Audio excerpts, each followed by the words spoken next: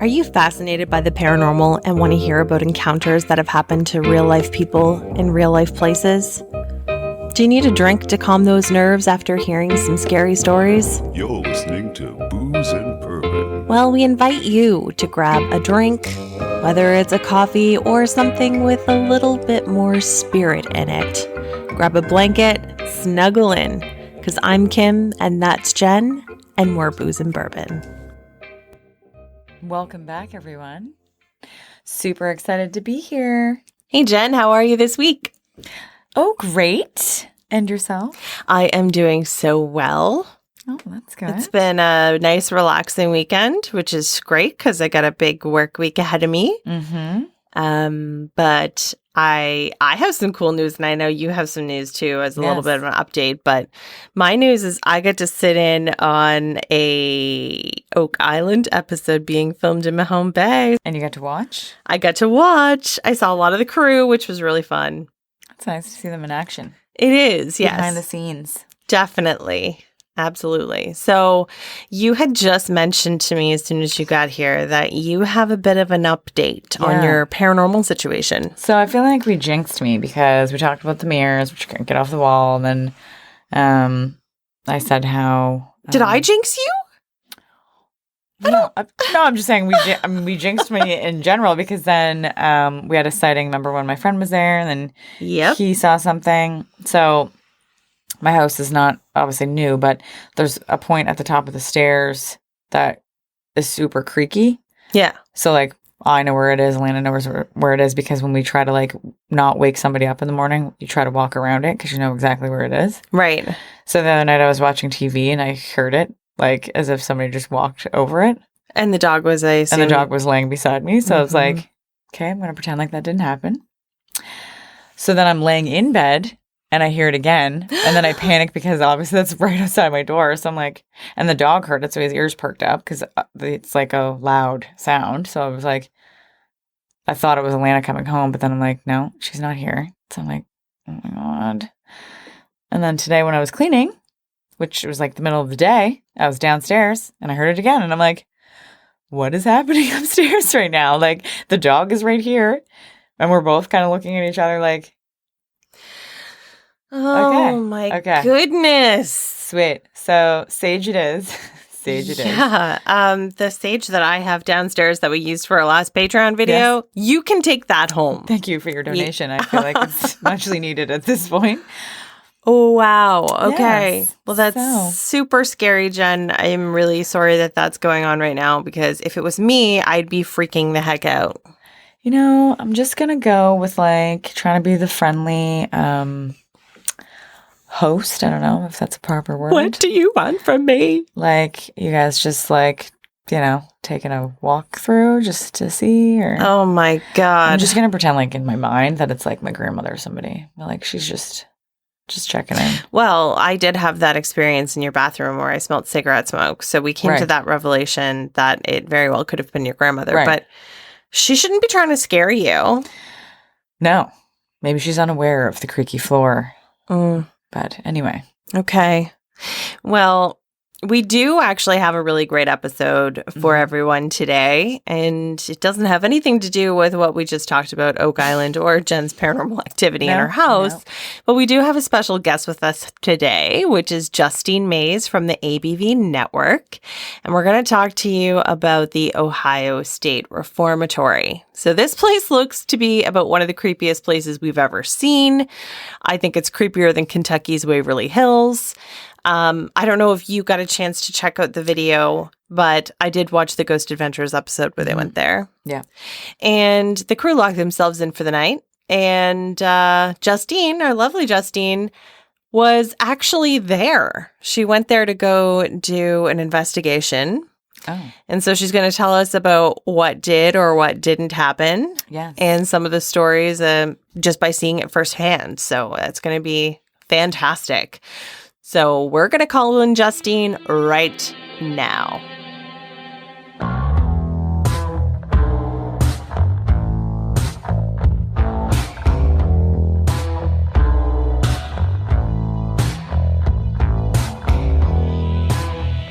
Hey, Justine, how are you?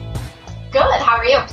Good. Thank you so much for coming on the show today. It's been way too long. Thank you for having me. Yeah.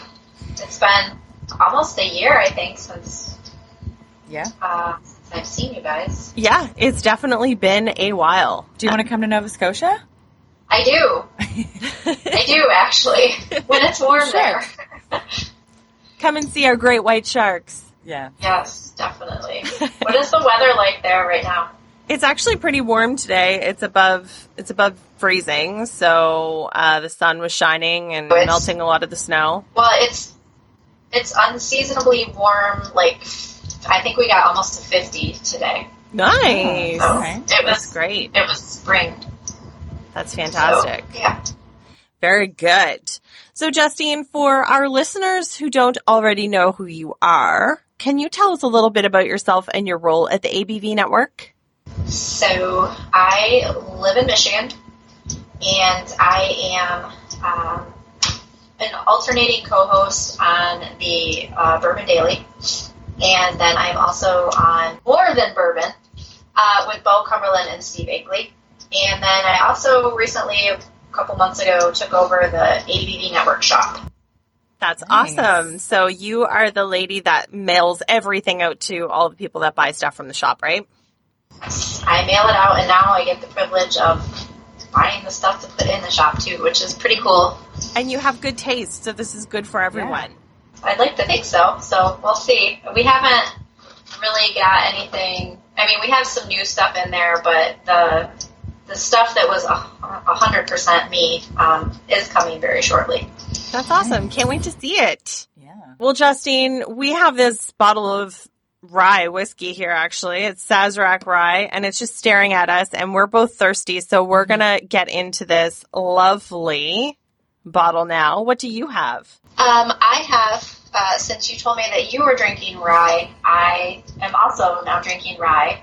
I have the Old Forester rye. Awesome. I have never had that. How is it? It is amazing, and it's fairly cheap. I think it's like $24. Oh. That is At least definitely reasonable. At least in Michigan, it's $24. I guess I can't speak for everywhere, but so yeah. Awesome. Well, cheers to you. Cheers to you. Jen and I are doing a little cheers here. Ting. Okay, I'm doing a one in the air. Cheers. Cheers myself. Got it. I'm air cheersing you guys. Now, after we've had a little sip of whiskey, I think you know that we always like to get into our favorite little game. And that favorite little game is called Would You Rather. So, Justine, do you mind if we ask you a couple of questions? No, I don't mind. I'm scared, but I don't mind. It's not good. Well, mine isn't going to be bad. I can't speak for Jen, but mine is, since you joined us at Kentucky's Waverly Hills, and we had some creepy experiences there, my question for you is, would you rather spend a night by yourself at the Ohio State Reformatory or at Waverly Hills? Oh, jeez. It's a good one. Both terrifying. It's easy to say, well, it's not easy to say. It's easy to have the idea of saying that you're going to do something when you're not there and you have your big girl panties on. Mm-hmm. But then when you get there, it definitely changes. It definitely changes your attitude and your scare level. Gosh, I don't know. They're both terrifying. Absolutely terrifying. I don't know which one I'd choose. I'd probably just run away and cry and scream like a little girl the whole time. I kind of feel like, so I've only been to the Ohio Reformatory once. Gosh, that's so hard. And it wasn't like the scariest experience I've ever had, I think. But seeing those cells, I guess maybe if I wasn't locked in a cell, I could probably do it.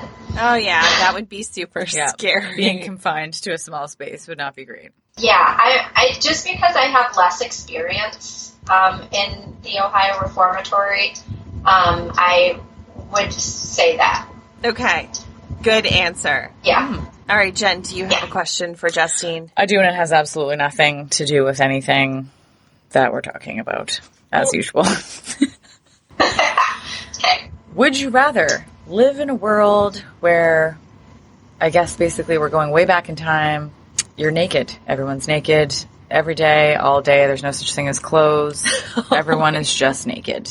Or live in a world where you are clothed. However, instead of like different races and that kind of thing, we're all purple and we all have gray hair. Oh. Don't ask me where I got that from. I think I saw something on YouTube that was like, remember Bernie? Yeah. It was like a Bernie thing with gray hair. No, I don't know. So everyone's naked or purple with gray hair. So, if you've ever listened to More Than Bourbon or the Bourbon Daily, you've heard me say how stuck on the show Naked and Afraid I am. Yeah. Like, it's like a train wreck. Like, I can't not watch it. Like, I've literally spent a week go out there naked and do this stuff that I could not mentally or physically do. Nor would I want to be naked. But I enjoy watching other people do it on TV. Yeah. So I'm going to go with being clothed and purple with gray hair. Okay. I think I was like thinking, I'm like you're just like strolling through the grocery store and you know how like I was like lean forward on the cart and I'm like, that would be like not a great sight for people. Like if you're just, you know, everyone's just naked and hunched over their shopping carts and then like. What would happen when they had to get to the bottom shelf to grab something? Right. Right. I mean, I guess if you don't know any better, like if you didn't know that clothes were invented yet and that's all you're used to, it wouldn't be a big deal. No. But now that I know what clothes are, I feel like people should wear them. I love it. That's hilarious. Now that we have our Would You Rathers out of the way, we're just going to go to a quick break. And when we come back, we're going to talk all about the Ohio State Reformatory. Stay tuned.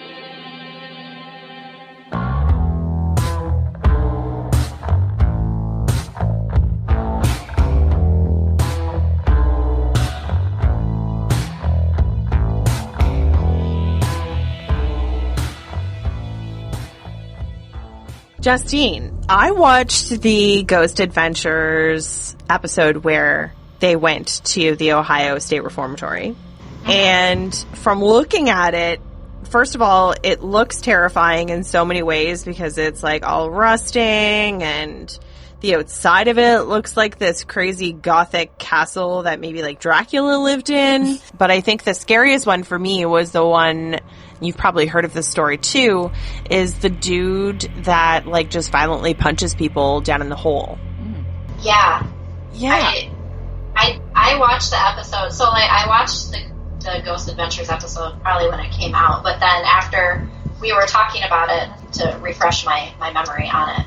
But yeah, there's that one, and then there was another one where they like push people down the stairs. Oh yeah, I think it's like the stairs that go up to like one of the towers or something. I guess a couple people have gotten pushed down the stairs too. Not a good time. Not a good time at all. So my burning question for you is, why did you want to go there? I had a couple of friends that had already been there once, and they had also been to Waverly.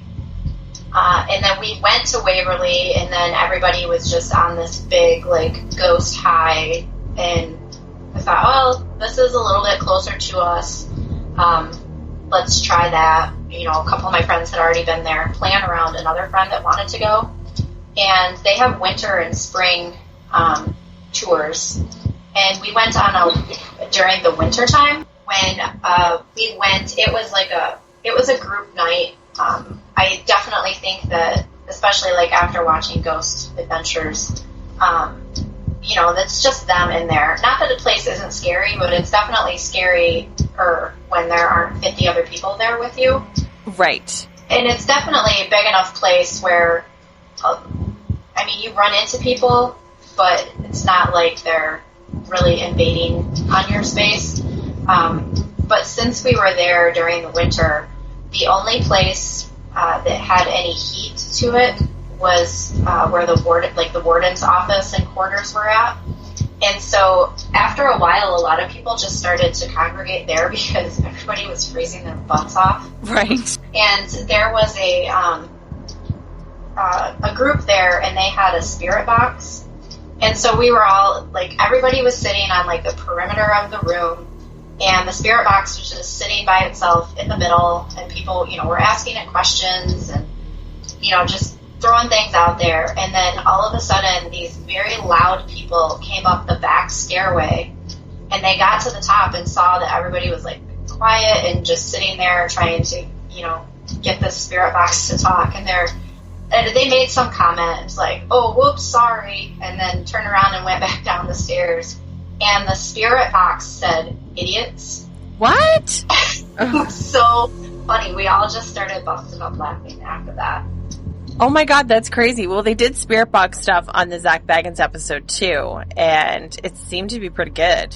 Yeah, it's definitely a creepy place. I would definitely like to go back when there aren't so many people there. And they kind of took us around initially, like they split people up kind of into groups, and they took us around and showed us like the places that we couldn't go, and then just kind of gave us a little background on other places, and then they kind of just let you go free after that. And then they were still around if you had questions later. They didn't just let us have free reign of everything. I mean, somebody was always, within an earshot if you needed to ask a question or whatever. But definitely being in those cells is very scary. And a couple of us would go in at a time, but then somebody was like kind of standing there with something just in case, like a door slammed. Oh gosh. Which it didn't. There really wasn't a whole lot of creepy things that happened to us. Like, obviously the spirit box thing was cool. But definitely when you were in the cells, we didn't really feel like... You had this, like, heavy feeling, just kind of this ominous, heavy feeling. But, I mean, we didn't really have feel like anything was around us, like, touching us or pulling our hair or anything. But it's just creepy. Yeah, it definitely looks insanely creepy. And from what I know about it, it kind of closed down in the 70s, but then they've reopened it as partially a museum. So the tours that they do they only do paranormal tours, or do they do actually, like, history tours there as well? No, I think they do, like, daytime history tours as well. I think, like, on the weekends, they're only open from... Like today, on their website, they were open from like 10 to 4. So they do just like history tours as well. But then they have the paranormal ones, kind of more at night.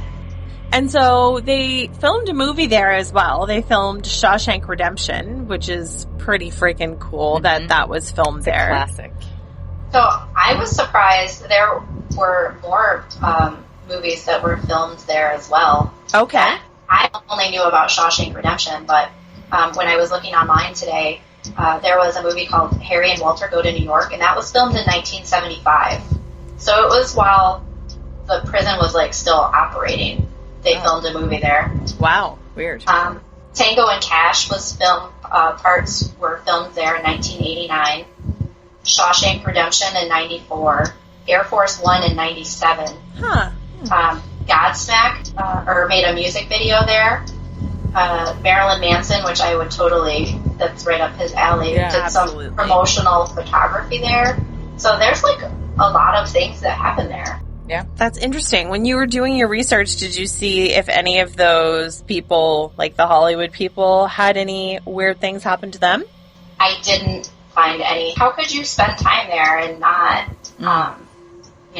have something happen? But yeah, I didn't see. They do like a Shawshank Redemption tour, and it talks about like behind the scenes stories. So maybe they just keep it on the down low, so you come there and spend the money for the tour, and then they give you all the information. Interesting. Okay, so what I'm going to do is I'm going to go over some of the stories that are kind of famously known, the ghost stories of this Ohio State Reformatory.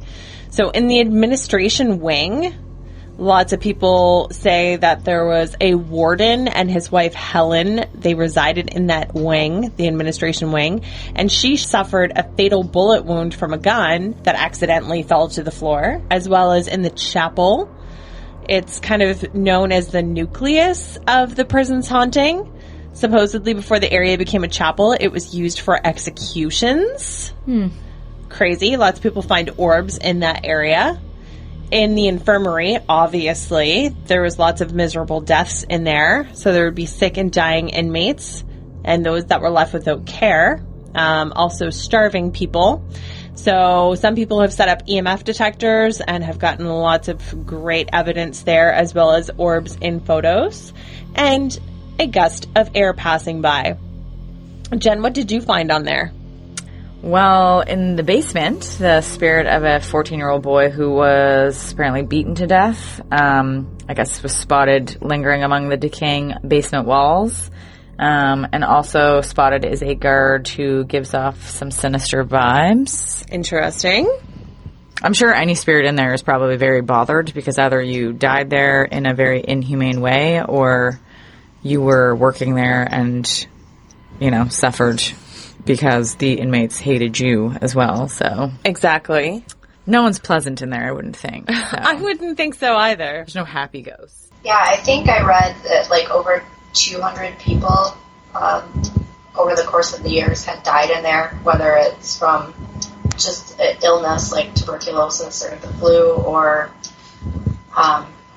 some other inhumane way, like the guy that set himself on fire in his cell. Then there was a guy who apparently hung himself. There's rows upon rows. Like it was what, like 5 floors or something like that?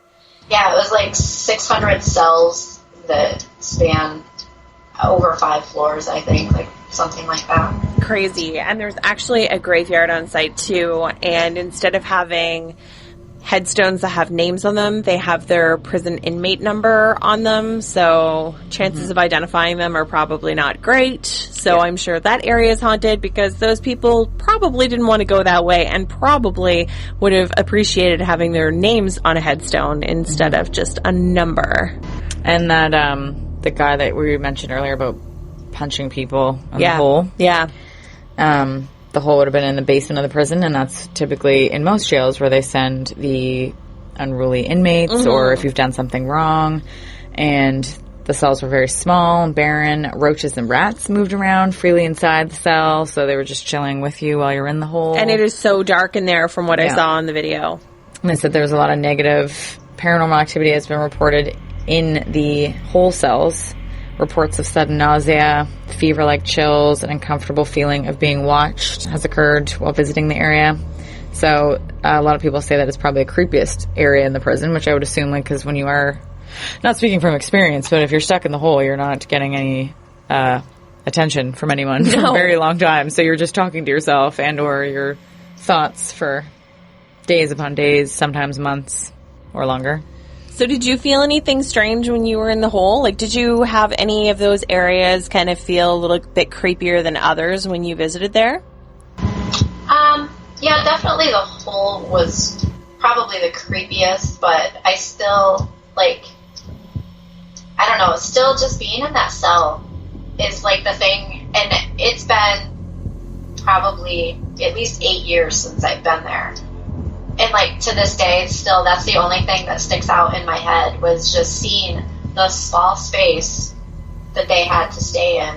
I mean, they had these, you know, the cells that were only supposed to hold one person, but then once all of, you know, the, you know, more inmates came in, they were putting, like, 2 and 3 people in these cells.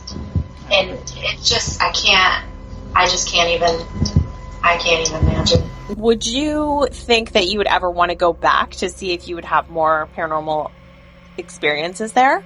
Oh, definitely. 100%. I would love to go back. I would love to go back when it's either like have like a private tour or less than 50 people.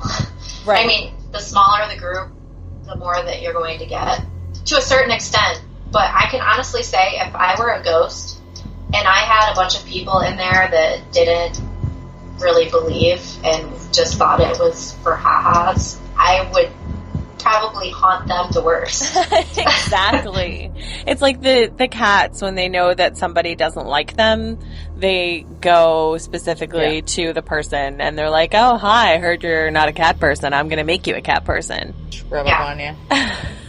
There was one spot in there, there's like a chair that sits like in the corner, and if you move it to the center of the room, the spirit that's in that room just gets like completely pissed off. So I kind of want to go back just to move the chair. And I say that because I'm Exactly. sitting at home in the comfort of my house with my big girl panties on. Exactly. Once I get there, I'd be like, yeah, I'm not touching that thing. We're also brave when we talk about it and then put us in the situation. We're like, maybe not so brave anymore. Yeah, Don't worry, I would girls, I definitely have a couple of people in the room with me if I did get the guts to do it. Agreed. Agreed. 100%. Well, maybe me and Kim have to make a trip to Ohio, and then you can meet us, and we'll just all go together, and we can... Besides this haunted reformatory, there's not a whole lot going on in Ohio. I can speak from experience.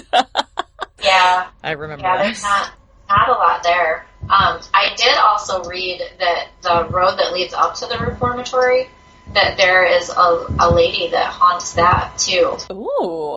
Well, if you go again before us or without us, then you need to let us know if there's a lady on the road.